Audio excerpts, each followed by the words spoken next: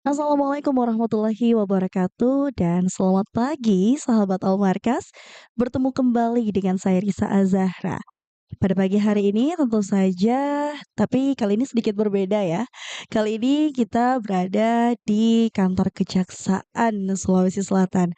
Dan talk show kali ini kita akan membahas seputar isu yang sedang marak dibicarakan oleh masyarakat dan juga dilakukan oleh masyarakat, yaitu isu seputar judi online. Nah, isu seputar judi online ini cukup mencuri perhatian masyarakat karena memang banyak ya masyarakat yang terjebak dan masuk ke ranah tersebut dan tidak mengenal profesi sahabat orang-orang yang masuk ke dalam ataupun terjebak dalam ranah judi online ini atau biasa kita sebut dengan judol. Tidak bisa dipungkiri memang faktor ekonomi itu menjadi salah satu hal yang mengaitkan seseorang sehingga terjerumus ke dalam judi online. Dan judi online sendiri akhirnya menjadi salah satu PR besar pemerintah untuk memberantasnya.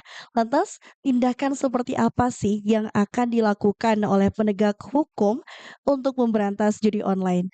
Nah, untuk itu pagi hari ini kita sudah bersama dengan narasumber yang berkompeten di bidangnya untuk membahas penegakan hukum terhadap judi online dalam mata kejaksaan. Nah, untuk mempersingkat waktu, saya akan mempersilahkan rekan saya Kak Ua untuk memandu acara ini. Baik, terima kasih Kak Risa atas kesempatannya. Halo Sobat Podcast, kenalin aku Uwa. Baik, selamat pagi kepada teman-teman yang ada di studio maupun yang ada di luar sana dimanapun kalian berada. Senang sekali rasanya bisa menjadi co-host dalam acara Jaksa Menyapa yang saat ini berkolaborasi bersama mahasiswa KKN Tematik Hukum Unhas gelombang 114 Kejaksaan Tinggi Sulawesi Selatan. Nah, adapun, FYI, podcast kali ini disiarkan langsung lewat 99,6 FM Radio ya, Kak? Iya, terus ada juga dari platform YouTube-nya dan juga dari kami disiarkan langsung melalui platform Instagram kami KKN Unhas 114 Kejati Sulsel. Mungkin teman-teman yang lain bisa bisa berkunjung nih ke platform Instagram kita.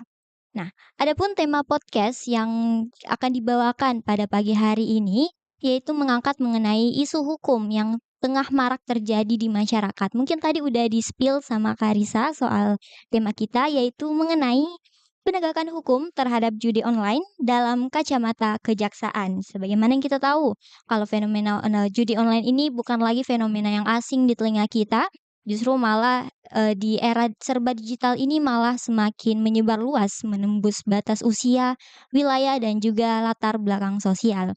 Nah, oleh karena itu penting bagi kita untuk memahami bagaimana sih hukum bekerja dalam merespon terkait persoalan ini. Nah, dalam pagi hari ini tema podcast kita akan membahas mengenai bagaimana melihat fenomena ini dalam kacamata kejaksaan. Nah, sobat podcast sebelumnya saya, meminta maaf yang sebesar-besarnya karena salah satu narasumber kita yang sebelumnya direncanakan hadir hari ini terkendala karena terdapat kegiatan mendadak yang juga tidak kalah sama pentingnya. Tapi tenang saja, tentu saja, pembahasan kita, diskusi kita hari ini akan tetap menarik dan informatif oleh salah satu narasumber kita yang luar biasa saat ini sudah berada di samping saya, yaitu Bapak Sutarmi SHMH selaku Kepala Seksi Penerangan Hukum Kejaksaan Tinggi Sulawesi Selatan. Saya izin menyapa terlebih dahulu. Selamat pagi, Pak. Gimana kabarnya hari ini? Pagi baik dan alhamdulillah luar biasa. Baik, alhamdulillah. Kalau boleh tahu nih, Pak, kesibukan Bapak akhir-akhir ini apa aja nih? Iya, eee, saya selaku Kepala Seksi Penerangan Hukum di Kejaksaan Tinggi Sulawesi Selatan, tentu tugas utama saya adalah memberikan layanan informasi hukum kepada lapisan masyarakat, ya. Eee, Banyak produk-produk hukum yang sudah berlaku, akan tetapi tidak dipahami tentang aturan hukum serta ancaman hukumannya yang tentu sangat berat. Salah satu dalam tema pembahasan kita ini masalah judi online. Banyak orang melakukan perbuatan-perbuatan jahat termasuk main judi secara online, tapi mereka tidak paham bahwa akibat dari perbuatan mereka nantinya itu dapat menyebabkan nestapa bagi pelaku dan keluarganya, bahkan menciptakan masalah di lingkungan masyarakat. Makanya kita sampaikan, kenali hukum, jauhi hukuman. Jangan nanti kena hukum baru tahu hukumannya, ya kan? Jadi mereka kita harus memberikan edukasi dulu. Kita harus kasih pemahaman dulu bahwa ketika mereka melakukan kejahatan itu, maka ancaman hukumannya begitu berat. Ya, jangan nanti setelah divonis bersalah atau dalam proses mereka baru belajar. Ya kalau kita mencuri, ternyata hukumannya berat dalam KUHP. Bisa dipenjara 5 tahun loh. Ya, harusnya tahu kalau mencuri, kita bisa dihukum penjara 5 tahun nih. Ya, kalau kita main judi, apalagi judi online, dalam undang-undang informasi transaksi elektronik, itu ancamannya bisa 6 tahun loh. Ada dendanya 1 miliar. Mereka paham nggak tentang ini? Kalau mereka paham, saya rasa yang dikatakan faktor ekonomi lah, faktor sosial lah, faktor agama lah, mereka berpikir. Cuma karena ketidaktahuannya tentang ancaman hukuman yang ada dalam undang-undang, ya sehingga mereka mencoba-coba.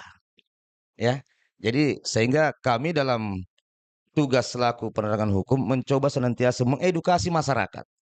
Kami hadir di sekolah, kami hadir di pesantren, kami hadir di kalangan mahasiswa atau kampus-kampus, kami hadir di tengah-tengah masyarakat, memberikan edukasi bahwa apa yang dilarang oleh pemerintah, utamanya saat ini dengan adanya era digitalisasi, orang memanfaatkan yang namanya eh, industri globalisasi tentang elektronik, makanya ini yang harus diberikan pemahaman.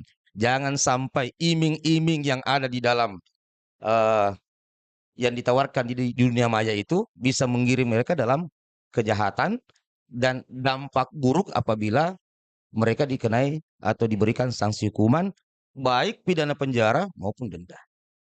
Mungkin seperti itu. Oke, baik. Terima kasih banyak, Pak. Mungkin teman-teman juga dari tadi dari penjelasan Pak Sutarmi mendapat gambaran nih ya, bagaimana sebenarnya tupoksi dari seksi, bidang penerangan hukum itu sendiri. Nah, mungkin Pak untuk memulai ya, diskusi kita, saya akan melontarkan beberapa pertanyaan nih. Seperti yang kita lihat, kalau fenomena judi online ini semakin masif di tengah-tengah masyarakat. Ada aja terus kasus-kasusnya yang, muncul di media dan lain sebagainya. Kalau dari pengamatan Bapak, apa aja sih sebenarnya faktor utama sehingga menyebabkan penyebaran judi online ini terjadi terjadi begitu cepat? Iya, kalau kita melihat pertumbuhan era digitalisasi yang begitu pesat saat ini, ya, memang ada beberapa faktor yang menyebabkan begitu mudah orang untuk memainkan praktek-praktek judi online, ya. Salah satunya adalah terkait masalah akses internet, ya, di mana akses internet ini dari beberapa vendor itu menjanjikan, menawarkan layanan yang murah, ya. Nah, dengan adanya kemudahan itu yang mereka bisa mendapatkan sebuah layanan yang murah, maka tentunya ini menjadi sarana ya, sarana mereka untuk bisa mengakses itu, masuk ke website itu, ya.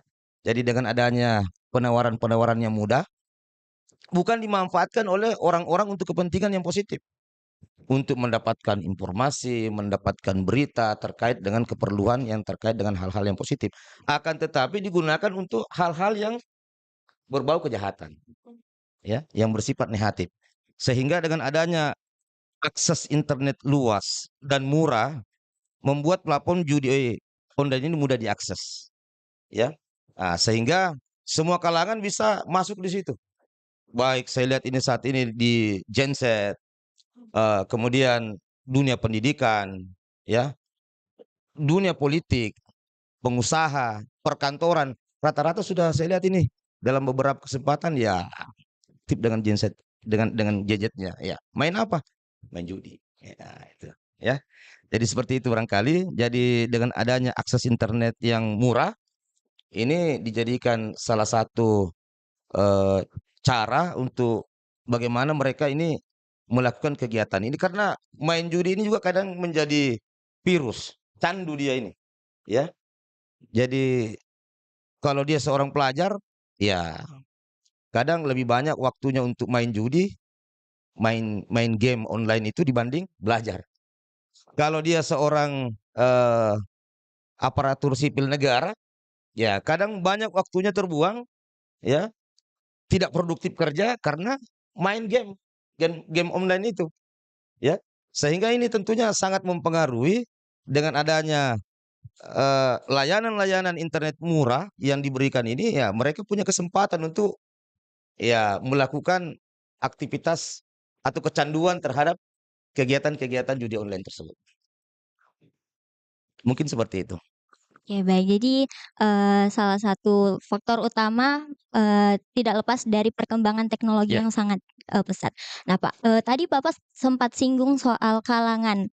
Kira-kira sejauh ini, eee eee, kalangan yang sering terjebak dalam aktivitas judi online ini dari mana aja sih, Pak? Mungkin dari latar belakang usia atau ekonomi?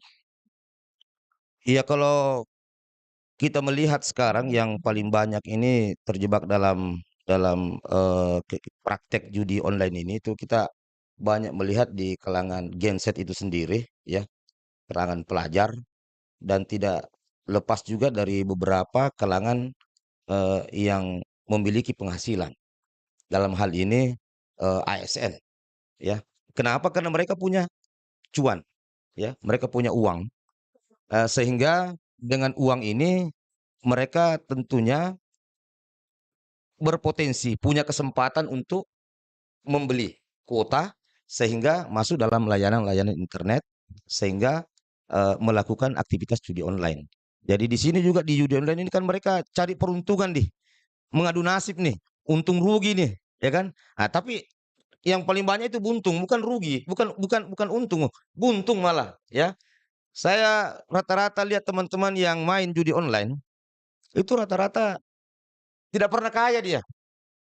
Malah secara finansial, ya kehidupan ekonominya semakin ini. Kenapa? Ngutang, ya. Bukan lagi dia punya penghasilan yang ini, tapi sudah mulai ngutang, ya, untuk melampiaskan hasrat, ya, kecanduan main judi online. Jadi di kalangan perkantoran itu banyak, ya.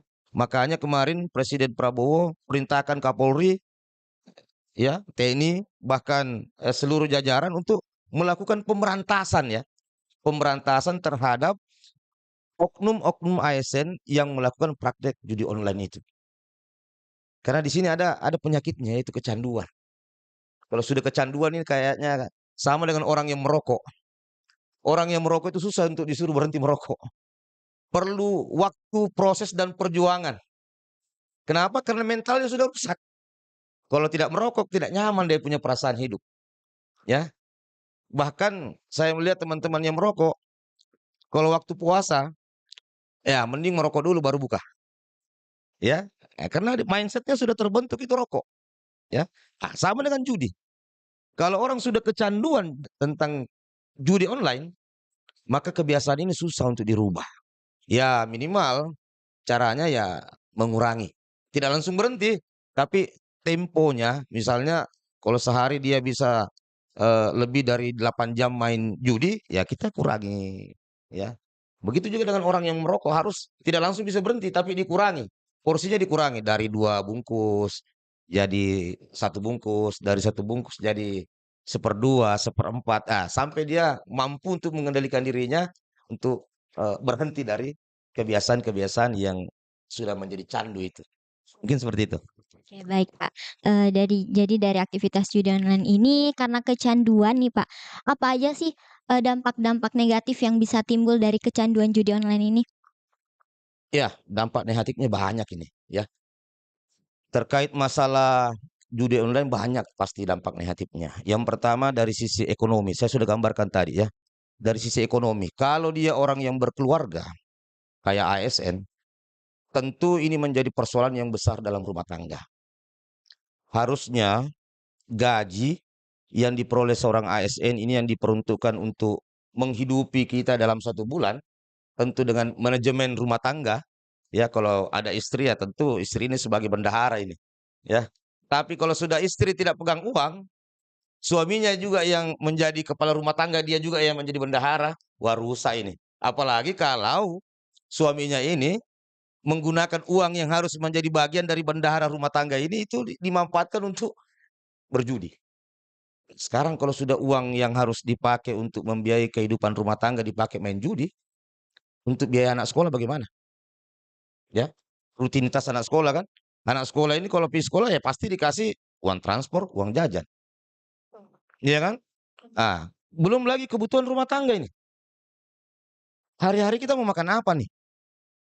Ya, belum lagi biaya sewa rumah. Ya, kalau sudah punya rumah sendiri sih enggak masalah. Tapi kalau rumah masih nyicil, ya, masih kredit di bank, masih TPR, ya, atau ngontrak, ya. Kalau sudah berumah tangga, ada istri, ada anak, ngontrak pula, ya.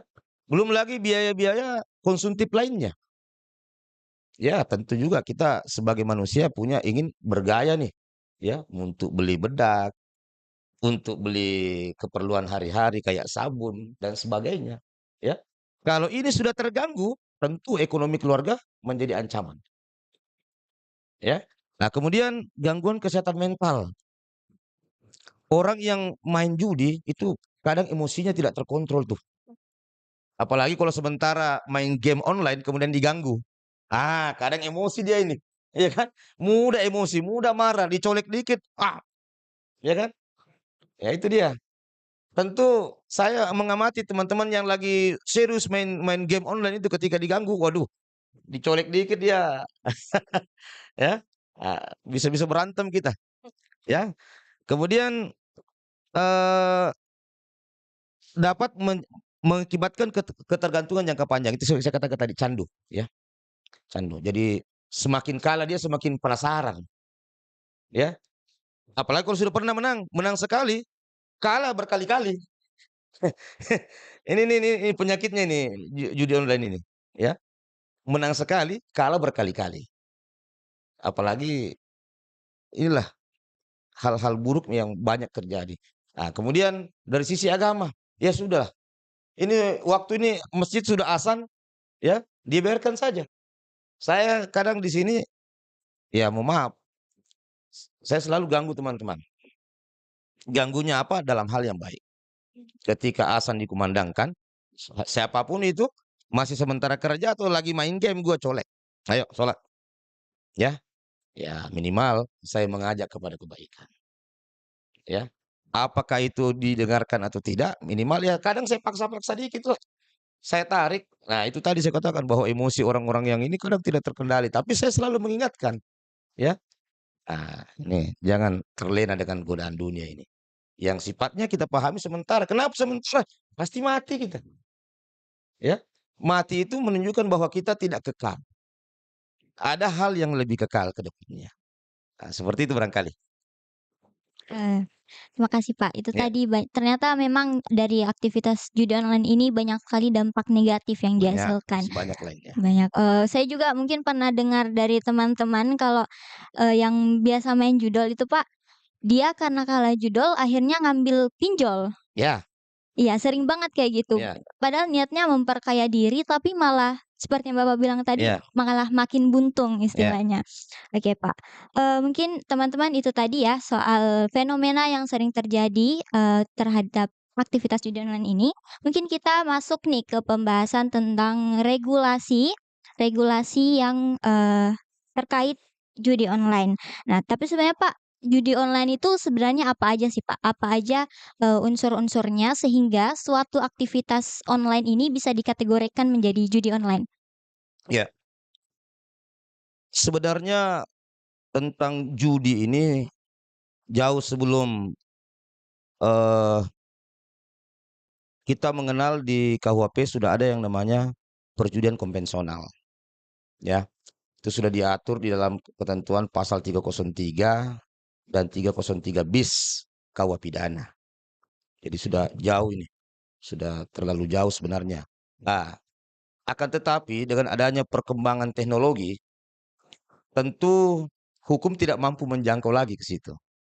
Sehingga harus dibuat regulasi baru terkait masalah pelaksanaan judi online di dunia maya, ya. tentang pelaksanaan judi online di dunia maya. Jadi yang dikatakan judi online, yaitu segala praktek-praktek perjudian, ya tentunya judi itu yang dikatakan judi karena ada eh, keuntungan, ya. Segala bentuk yang dapat dipertaruhkan mendapatkan keuntungan, nah itulah yang dikatakan judi. Nah, sekarang ini banyak contoh-contoh judi online yang ada di platform-platform media sosial, ya banyak. Misalnya main game bola, ya, biliar. Nah, ini yang bola yang paling banyak ini digemari oleh Gen Z ini. Kalau Piala Dunia nih, Pak.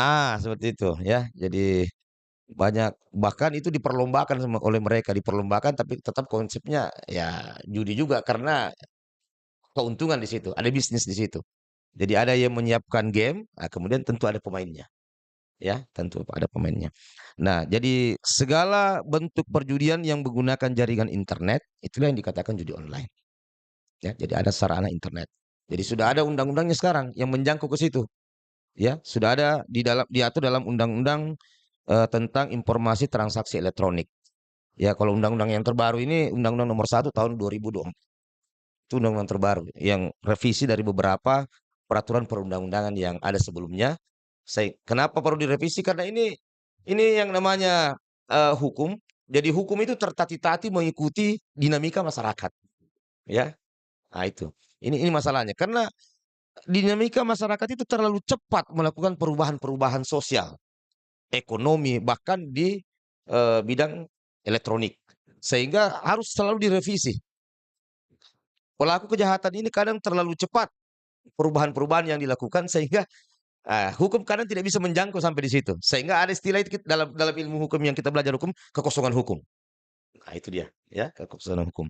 Jadi kembali kepada tema kita, judi online itu adalah segala bentuk perjudian yang menggunakan jaringan internet, dan saat ini sudah ada undang-undang yang terbaru sebagaimana diatur dalam Undang-Undang Nomor 1 tahun 2024. Iya.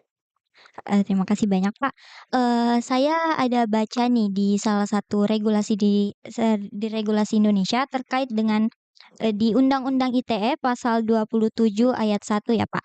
Nah, bunyi pasalnya tuh seperti ini, "Setiap orang dengan sengaja dan tanpa hak mendistribusikan, mentransmisikan, dan atau membuat dapat diaksesnya informasi elektronik." Mungkin dari teman-teman ada yang penasaran, apa sih, Pak, perbedaan antara mendistribusikan dan mentransmisikan ini, Pak? Ya, sangat menarik memang dalam undang-undang ini. Dia berupaya untuk meng-cover apa yang merupakan modus operandi dari sebuah kejahatan, ya. Jadi dalam membuat undang-undang ini mereka telah mempelajari di mana celah-celah para pelaku ini bisa masuk, ya, bisa masuk, kemudian diproses hukum. Mentransmisikan ini yaitu segala upaya untuk mengunggah atau mengirim konten-konten secara langsung ke internet. Jadi biasanya ini dilakukan oleh para pengusaha di bidang judi online. Jadi dia mengirim konten permainan, game-game yang bisa dijadikan sarana untuk bermain, ya. Jadi biasanya ini dilakukan oleh para pengusaha bisnis, ya, pebisnis untuk mengirimkan, ya, mentransmisikan ke internet. Nah, kemudian mendistribusikan ini yaitu upaya untuk membagikan konten-konten ke pihak lain, ya. Jadi mendistribusikan ini adalah membagikan konten-konten ke pihak lain meskipun bukan pembuat awalnya. Jadi ada lagi orang nih yang tugasnya membagikan ini link-linknya, ya. Jadi ada orang yang menyiapkan sarananya, ada orang yang membagikan. Nah, ya ini namanya bisnis, ya. Di dunia apa namanya? Di dunia lain, maksud saya di luar Indonesia, judi online itu dibolehkan, ya. Sehingga penyebarannya begitu sangat masif di luar negeri, ya. Tapi khusus di Indonesia, ya, sepakat para pembuat undang-undang, baik eksekutif maupun legislatif. Ya, kalau kita sudah bicara legislatif, berarti masyarakat Indonesia dong, ya, yang diwakili oleh Dewan Perwakilan Rakyat. Kita menyatakan tidak sepakat dengan namanya judi online. maka dibuatlah peraturan perundang-undangan, ya. Jadi rakyat sudah sepakat, ya, rakyat sudah sepakat. Hak kita ini sudah diwakili oleh DPR, ya, sehingga mereka memberikan persetujuan. Jadi kalau sudah rakyat sudah sepakat, bagi mereka yang melakukan perbuatan jahat yang diatur dalam Undang-Undang Informasi Transaksi Elektronik ini tentu harus ditindak. Penegakan hukum harus ditegakkan, harus dijalankan. Seperti itu, ya.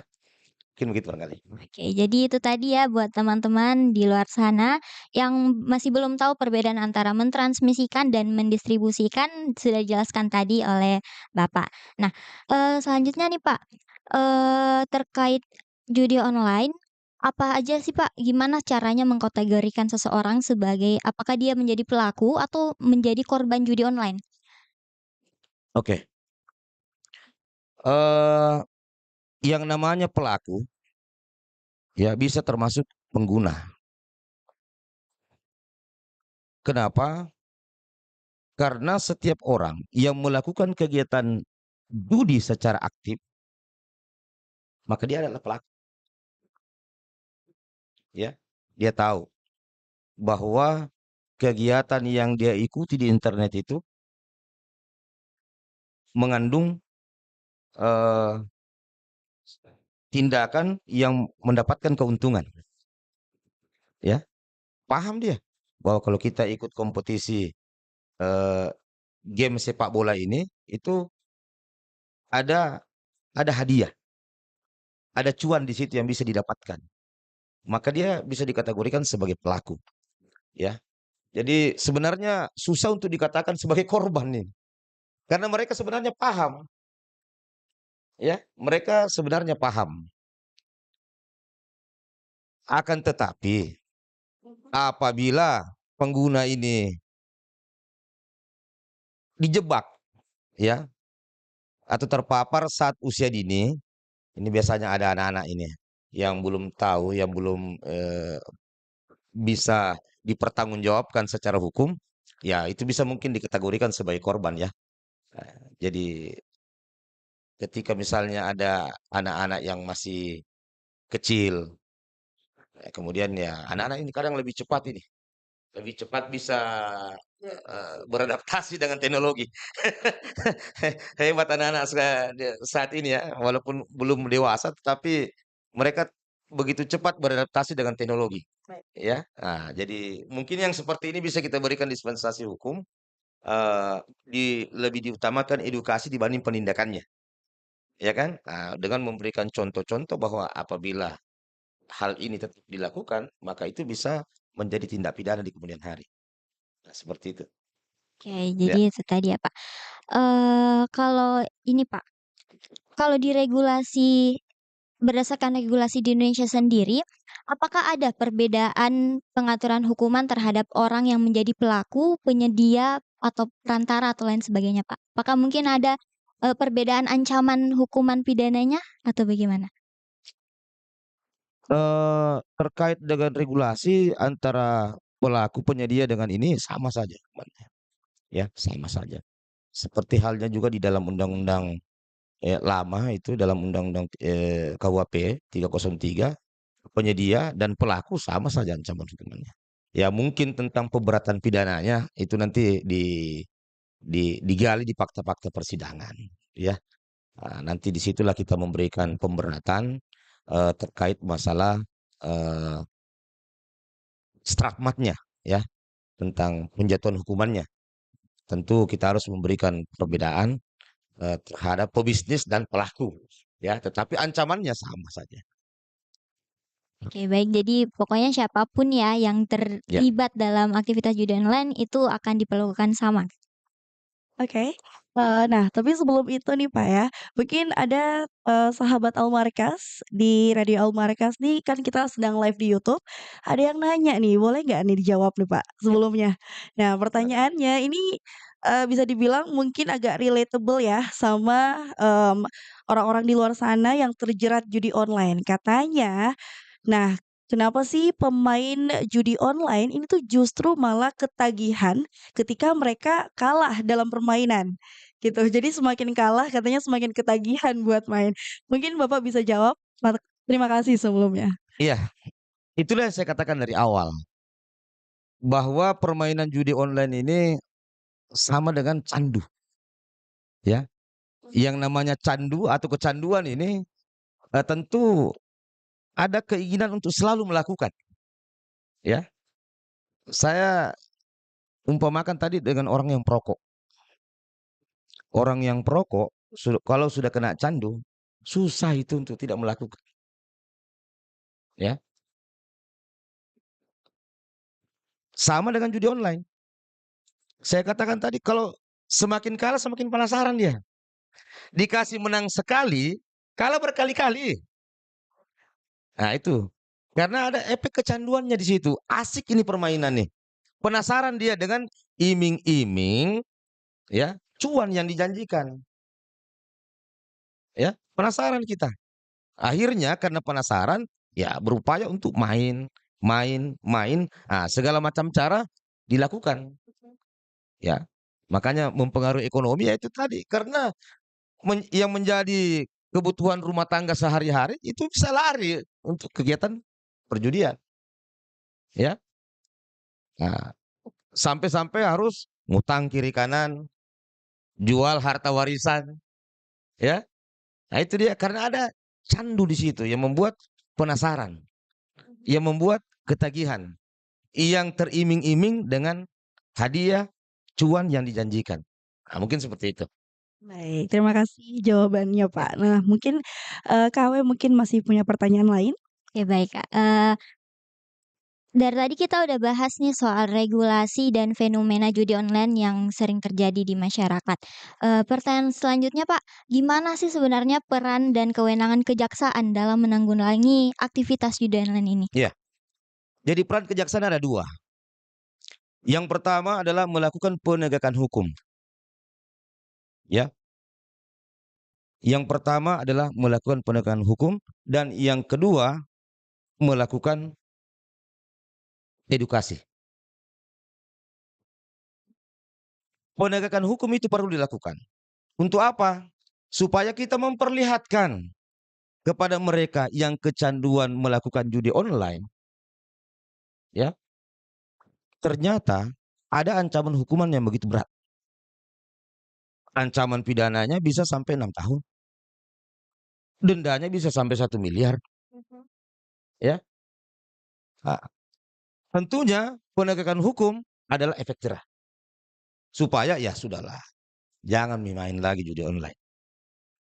Ternyata kalau kita geluti ini permainan, itu berdampak buruk nanti di kemudian hari. Ya, sudah ada yang diproses.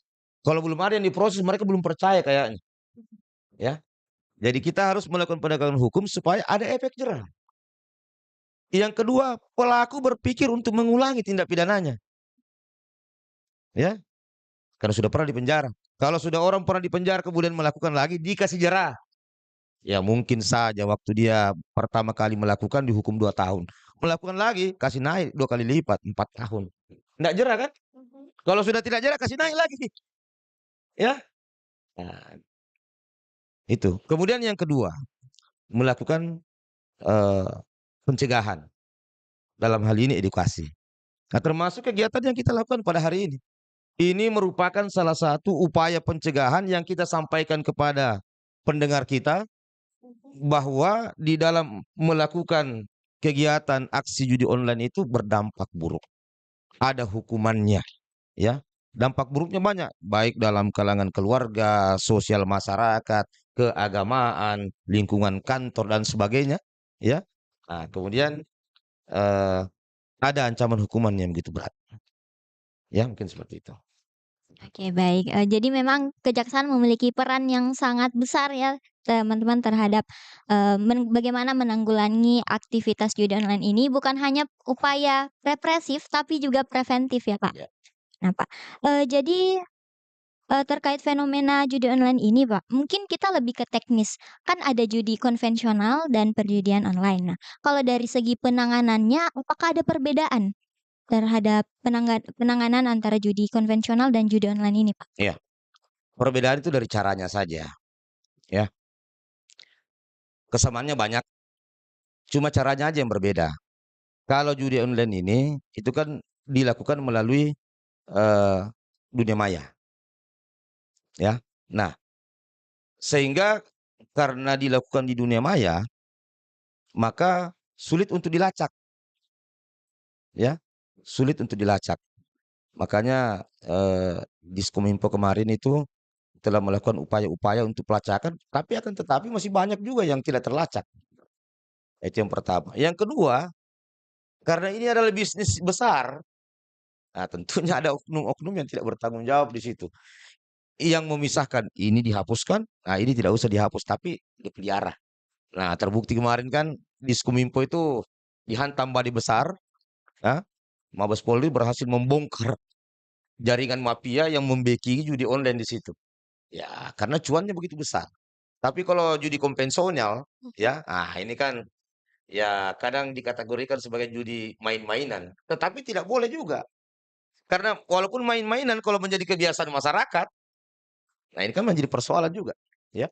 Apa contohnya? Sabung ayam. Ini main-mainan, Mhm. ya. Di kampung-kampung ya kasih berkelahi ayam, sabung ayam itu hal yang biasa. Oke. Tapi kalau dibiarkan menjadi luar biasa. Makanya tidak boleh, Mhm. ya, supaya masyarakat tidak memperlakukan ayam ini dalam keadaan yang tidak baik. Oke. Harus tetap dipelihara, harus tetap dijaga itu ayam, jangan dijadikan barang judi. Oke. Nah, Pak, tapi sebelum KW lanjut nanya nih, ada kan berhubung dengan judi konvensional yang Ya, tadi sempat dibahas. Nah, ini saya punya sedikit pertanyaan, mmm, mungkin bisa dijawab. ya, Kan, kalau, yang saya ketahui ya, di tahun 1960-an hingga 70-an, mhm, itu kan sempat memang ada, perizinan judi secara konvensional ya, gitu. Dan kalau kita, baca nih beritanya, informasinya pada saat itu judi konvensional di Indonesia tuh bahkan bisa berdampak positif pada perekonomian. Nah, kalau boleh tahu apa sih perbedaannya? Kenapa yang sekarang ini tuh benar-benar harus diberantas, sedangkan dulu di tahun 60-an itu malah, dijadikan salah satu, alat untuk pengembangan ekonomi. Mungkin bisa dijawab, Pak? ya. Eee, Setiap pemerintah punya cara, ya, untuk mengatur pertumbuhan ekonomi dan ketahanan negara. Kalau kita baca dalam rumusan undang-undang itu, dikatakan bahwa perjudian itu dilarang kalau tidak ada izin. Itu intinya loh. Artinya apa? Bahwa judi ini kadang bisa dibolehkan. Makanya pembuat undang-undang sudah mengatakan di situ bahwa, eee, siapapun yang menyiapkan, yang melakukan judi tanpa izin. Nah, ada kalimat yang tanpa izin nih. Artinya apa? Judi sebenarnya dilegalkan kalau ada izin. Oke. Siapa yang kasih izin? Tentu pemerintah yang berkuasa. Ketika pemerintah yang berkuasa memberikan izin, maka aparat penegak hukum tidak boleh melakukan penindakan dong. Oke. Itu. Artinya apa? Bahwa pelaksanaan judi mungkin pada waktu itu dapat dikontrol oleh pemerintah. Seperti yang dikatakan tadi bahwa di tahun 60-an bahkan judi ini sebagai pendapatan negara ini. Iya. Iya kan? Bahkan membantu perekonomian negara, membiayai sektor-sektor vital negara. Ya, mungkin kebijakan pemerintah pada saat itu menilai bahwa judi ini masih bisa dikendalikan. Semua yang bisa dikendalikan oleh negara kan tanggung jawab negara. Jadi apa? Judi itu dibolehkan sepanjang ada izin. Sekarang siapa yang mau bertanggung jawab memberikan izin? Nah, kalau misalnya eee, hari ini negara melihat bahwa sektor perjudian bisa menjadi salah satu cara untuk membangkitkan Indonesia, ya harus rapat dulu dong antara presiden, DPR, ya tokoh-tokoh agama, tokoh masyarakat. Kalau kita sepakat kita jalan. Di luar negeri judi tidak dilarang. Di Indonesia dilarang karena kita melihat banyak dampak buruknya. Bahkan aparat sendiri, ya mohon maaf, kalau kita lihat informasi di media sosial, ada anggota yang melakukan kekerasan di rumah tangga karena persoalan judi. Ya, kita tidak usah sebutkan dari satuan mana, yang jelas pernah terjadi. Bahkan Pak Kapolda harus turun tangan pada waktu itu, ya. Karena bagaimana ini diselesaikan ini barang seperti itu, ya. Jadi ya tergantung kebijakan negara. Kalau negara menganggap bahwa judi ini bisa menjadi salah satu cara untuk mengatasi krisis ekonomi hari ini, kenapa tidak? Ya, karena pada waktu itu memang di tahun 60-an sempat itu. Saya juga pernah dapat yang namanya SDSB ya, dan sebagainya kan. Nah, seperti itu. Jadi tergantung kebijakan negara. Ya. Oke, baik. Jadi mungkin, salah satu faktor yang menyebabkan kenapa sekarang judi ini sulit dikontrol, kembali lagi ke perkembangan teknologi yang Ya. sangat pesat. Jadi, banyak sekali ya dampak negatifnya. Nah, Pak, tadi sudah dijelaskan mengenai, perbedaan antara penindakan terhadap judi konvensional dan judi online, dan memang hampir sama, cuma perbedaannya cuma ada di pembuktian. Ya. Di mana judi online itu karena dia dilakukan, secara online, makanya ada pembuktian digital. Nah, kalau dari kejaksaan sendiri, Pak, apa aja sih tantangan, pihak kejaksaan dalam menangani pembuktian digital ini? Ya, di dalam pembuktian digital ini kan kadang ketika dilakukan proses penyidikan oleh kepolisian, kalau dilakukan penelusuran, ya ternyata akun yang digunakan akun anonim ya, atau akun palsu. Nah itu, jadi itu susah dilacak. Seandainya dia menggunakan akun resmi, nah mungkin kita bisa melakukan pelacakan, melakukan penelusuran, tracking, ya, siapa sih yang punya bisnis ini, ya. Tapi ini kan kadang yang ditawarkan itu ya akun-akun yang tidak bisa dipertanggungjawabkan, akun palsu dia, anonim. Sehingga eh, inilah salah satu hal yang sangat mempersulit untuk dilakukan kegiatan-kegiatan penyelidikan dan penyidikan, utamanya untuk forensik cybernya. Seandainya dia jelas, nah tidak ada masalah. Mereka juga tidak jelas karena kenapa? Regulasi tidak mengizinkan, tidak membolehkan. Seandainya negara mengizinkan ya mungkin rame-rame mereka pasang tuh. Ya kan ini permainan yang ditawarkan. Seperti itu. Mungkin itu salah satu hal yang menjadi tantangan dalam pengungkapan kasus ini.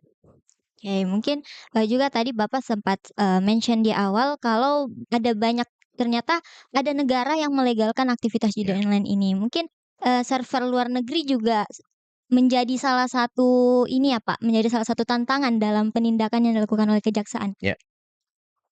Ya, hukum yang ada saat ini tentang informasi transaksi elektronik adalah hukum yang berlaku di Indonesia.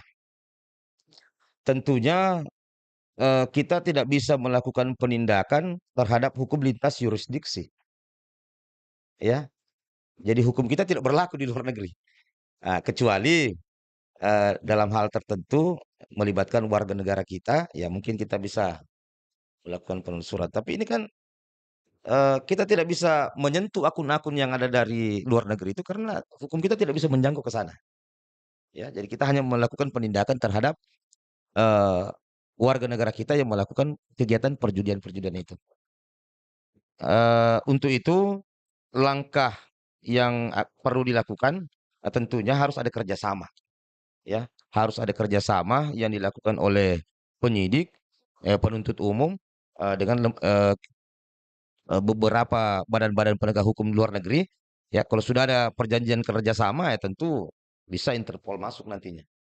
Jadi harus ada kerjasama luar negeri. Kalau sudah ada kerjasama luar negeri misalnya dengan Singapura, tapi Singapura nggak mau buka karena judi online di Singapura itu ya dilegalkan, ya. Nah, kalau kita sudah punya perjanjian kerjasama tentang penegakan hukum ini, tentu kita bisa. Tapi itu sulit untuk dilakukan. Kenapa? Karena penghasilan mereka dari situ. Ya, Oke, baik, Pak. Jadi memang ada banyak sekali ya faktor-faktor eksternal yang dapat mempengaruhi masifnya fenomena judi online ini terus terjadi di tengah-tengah masyarakat. Nah, dari tadi kita udah bahas kalau salah satu, penyebab seseorang sering setiap kali melakukan judi itu karena kecanduan. ya. Baik, terkait hal itu, Pak, bagaimana sih bentuk penanganan pihak kejaksaan terhadap pelaku judi online yang sudah kecanduan? Terlebih bagi anak di bawah umur atau anak-anak pelajar, gimana? Ya. Kalau dia korbannya adalah anak-anak, tentunya kita harus melakukan upaya-upaya yang sifatnya merehabilitasi. Kita harus sadar bahwa anak-anak bangsa Indonesia ini adalah aset negara, penerus generasi bangsa. Bagaimana kita mau berhasil mencapai impian Indonesia Emas 2045 kalau kita tidak menjaga keutuhan eh, jaminan kepada anak-anak bangsa kita. Olehnya itu, apabila ditemukan keterlibatan anak-anak dalam kegiatan judi online, maka tentu yang harus kita lakukan adalah rehabilitasi. Kita memberikan eh, pendekatan restoratif, ya, pendekatan yang lebih humanis kepada keluarga dan anak yang melakukan tindakan judi online tersebut. Kita sampaikan ke orang tuanya untuk lebih melakukan pembinaan kepada anak-anaknya, menjaga anak-anaknya supaya janganlah selalu main HP. Main HP otomatis peluang untuk melakukan judi online itu sangat terbuka. Jadi perlu pengawasan. Memang pada saat COVID-19 kemarin itu diberikan keleluasan kepada anak-anak untuk belajar online. Ini juga akhirnya ada dampak buruknya nih, ya. Jadi anak-anak ini karena sudah pintar main HP, bahkan mereka lebih paham daripada orang dewasa, akhirnya digunakanlah untuk tindakan yang negatif, dalam hal ini judi online. Jadi kita harus memberikan edukasi dulu kepada anak dan keluarga eh, supaya tidak melakukan kegiatan-kegiatan itu. Ya, tidak langsung dipidana dong. Nah, kalau kita langsung pidana, berarti kita termasuk merusak ketahanan bangsa kita. Mungkin begitu. Oke, baik Pak. Jadi memang ada faktor internal ya yang mempengaruhi, bukan hanya dari harus ada dari penegakan hukum yang berperan penting, tapi juga harus dari kesadaran diri Ya. masing-masing ya, Pak.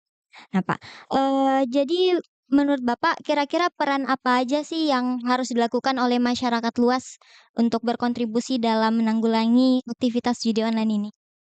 Ya, untuk masyarakat luas, satu, minimal menginformasikan, ya, menginformasikan tentang adanya dugaan praktek-praktek judi online yang dilakukan dalam beberapa situs-situs tertentu yang mereka pahami di internet, ya.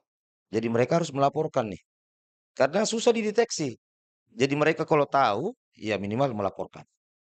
Nah, tentunya kepada pelapor harus diberikan perlindungan dong, ya. Jadi ada perlindungan terhadap saksi pelapor, ya, supaya mereka berani untuk menyampaikan adanya kejahatan judi online ini di dunia maya. Kalau perlu, ya kita berikan reward, kita berikan hadiah, ya, supaya masyarakat ini lebih bersemangat di dalam menyampaikan adanya informasi kejahatan judi online ini.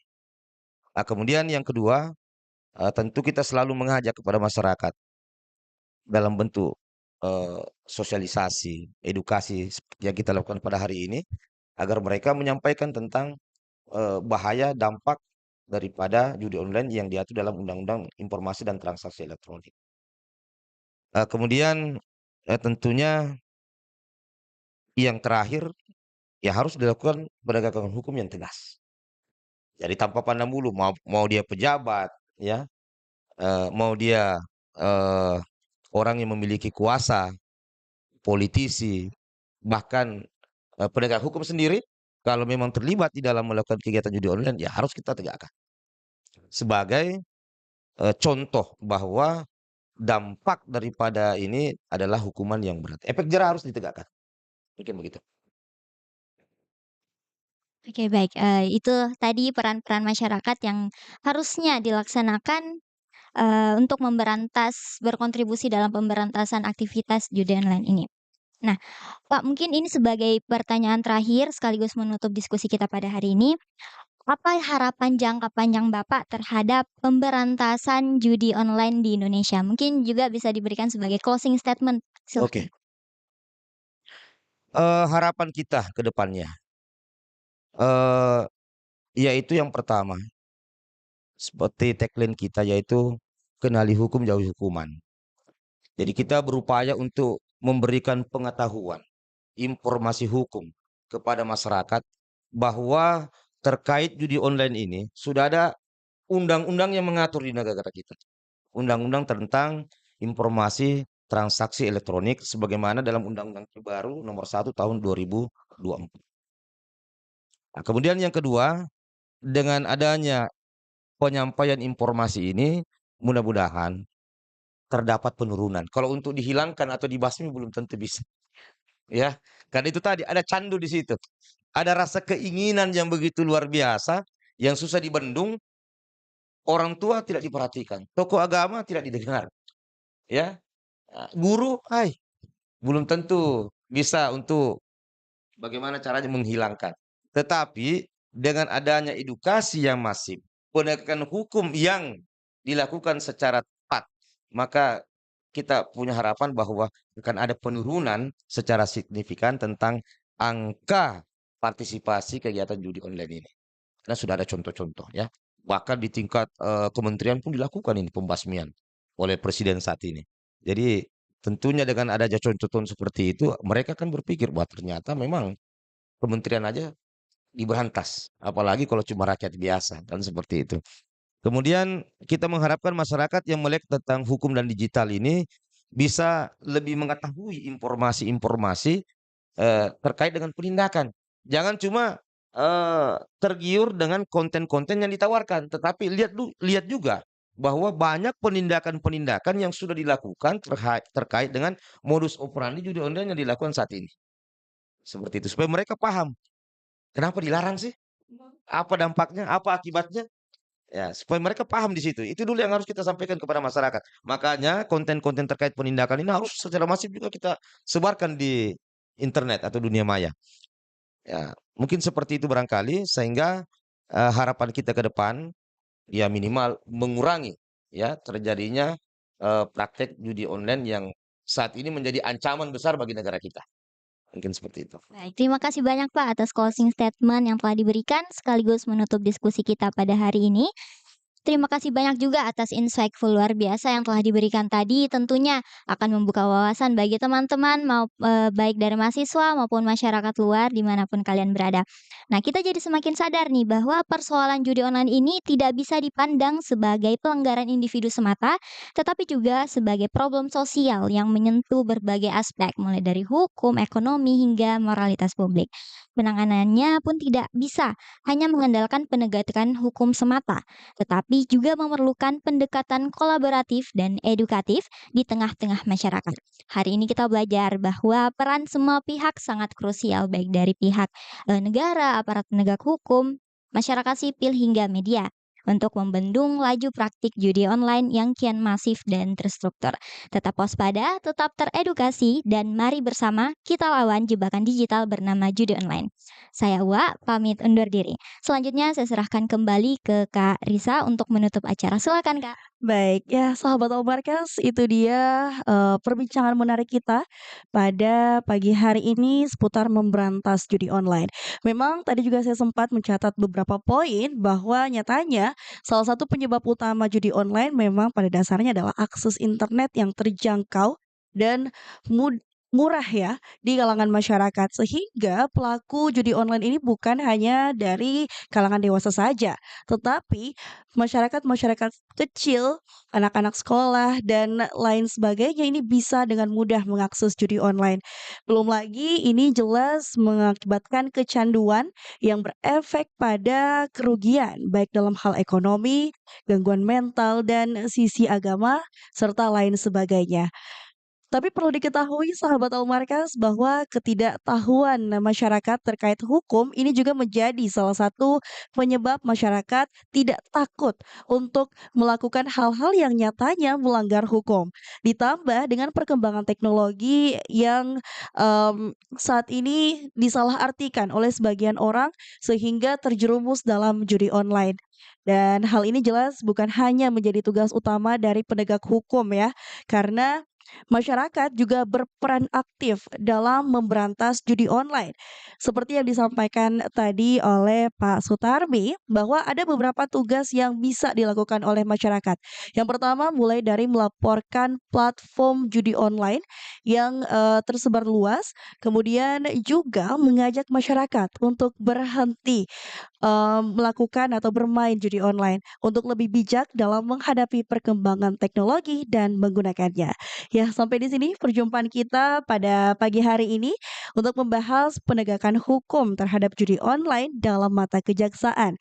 Semoga informasi yang dari awal hingga saat ini kita sampaikan dapat tersalurkan dengan baik, dapat tersampaikan dengan baik dan juga dapat dipahami oleh seluruh sektor masyarakat di luar sana. Saya Risa Azhara pamit undur diri dan juga bersama dengan Pak Sutarmi dan Kak Ua. Terima kasih atas waktunya. Wassalamualaikum warahmatullahi wabarakatuh. Salam. Eee